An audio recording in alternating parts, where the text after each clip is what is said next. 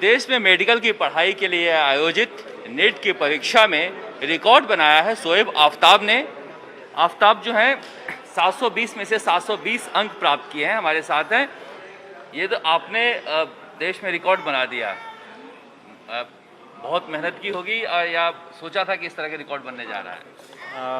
ऐसा सोचा तो नहीं था कि ऐसा 720 आउट ऑफ 720 आएंगे। और जहाँ तक मेहनत की बात है, जो रिज़ल्ट्स आए उसके सामने तो ये कुछ भी नहीं है। और अप्रैल 2018 में मैं इधर आया था कोटा में, ये सोच के कि मैं कम से कम सिलेक्शन लेके जाऊंगा। मेरे फैमिली में कोई डॉक्टर नहीं था तो कुछ से ज़्यादा एक्सपेक्ट नहीं किया। और फिर आगे जाके मैंने ये सोचा कि जब मेरे मार्क्स इम्प्रूव होते गए तो मैंने ये सोचा कि शायद टॉप 500 में आ जाए। फिर जब 12th में आया तो अराउंड 700 मार्क्स आने लगे तो खुद से एक्सपेक्टेशंस भी बढ़ी और तब मैंने सोचा कि टॉप 100 में हो ही जाएगा।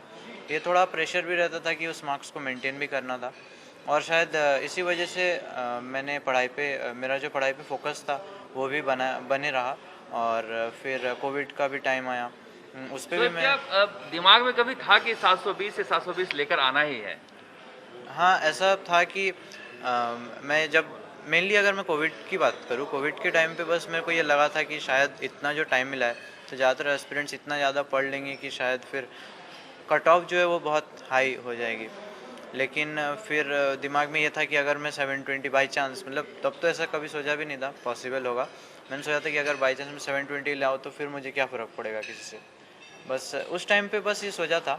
वैसे कभी एक्चुअली कभी एक्सपेक्ट तो नहीं किया था कि 720 आएंगे। कोटा में उस दौर में मैं देखा था कि लोग घर भागने के लिए कोई बस में भागे जा रहा है, ट्रेन में भागे जा रहा है। आप नहीं गए, बताया गया मुझे। क्या सोचा था मन में कि कोविड से ना डरते हुए कोटा में रहना है? एक्चुअली अगर मैं बात करूँ, अगर आप कोटा से जाते भी हो तो आपको ज़्यादा रिस्क है कोविड का, अगर आप बस से जा रहे हो या ट्रेन से जा रहे हो। ये मैंने दिमाग में था और ये भी था कि अगर मैं यहीं रहूँ तो मेरा फोकस भी बने रहेगा पढ़ाई पे। और ये सब सोचा और ये था कि ड्रीम को पूरा करना ही है चाहे कुछ भी आ जाए, और शायद इसी वजह से इतना हो पाया। आफ्ताब, ये देश में हर कोई जानना चाहता है कि टॉपर में ऐसा क्या है, वो क्या करता था दिन भर, कैसे पढ़ता था? इसके बारे में आप ज़रा बताइए लोगों को। एक्चुअली वो आवर्स पे डिपेंड नहीं करते हैं कि आप कितने आवर्स पुट अप करते हो।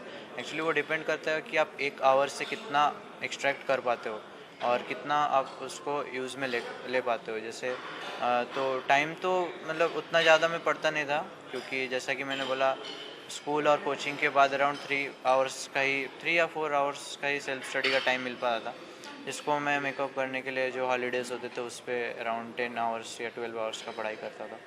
तो इम्पॉर्टेंट ये है कि आप जितना टाइम बैठ रहे हो उतना टाइम आप अच्छे से कंसंट्रेशन से पढ़ो, ना कि आप ज़्यादा लॉन्ग टाइम तक।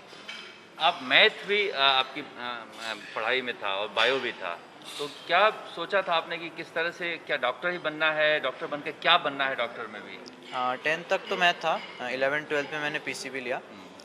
स्टार्टिंग में मेरे को आईटी सेक्टर में बहुत ज़्यादा इंटरेस्ट था, क्योंकि ऐसा मेरे को एक पॉइंट पे जब मैं बहुत छोटा था तो ऐसा भी लगता था कि शायद कुछ सालों बाद ऐसी टेक्नोलॉजी आ जाए कि डॉक्टर्स की ज़रूरत ही ना पड़े और टोटली आईटी सेक्टर में रोबोटिक्स से ही सब काम हो जाए। लेकिन फिर जब 9th-10th में आया तो ये रियलाइज़ हुआ कि ये पॉइंट तो अभी बहुत दूर है, अराउंड ये सेंचुरी में तो मुश्किल ही है। तो उस पॉइंट पे मैंने ये सोचा कि फिर मुझे मेडिकल प्रोफेशन में ही जाना चाहिए और फिर मैं क्या बनना चाहते हैं डॉक्टर बन के? किस स्पेशलाइजेशन क्या होना चाहिए? मैं कार्डियोलॉजिस्ट बनना चाहता हूँ।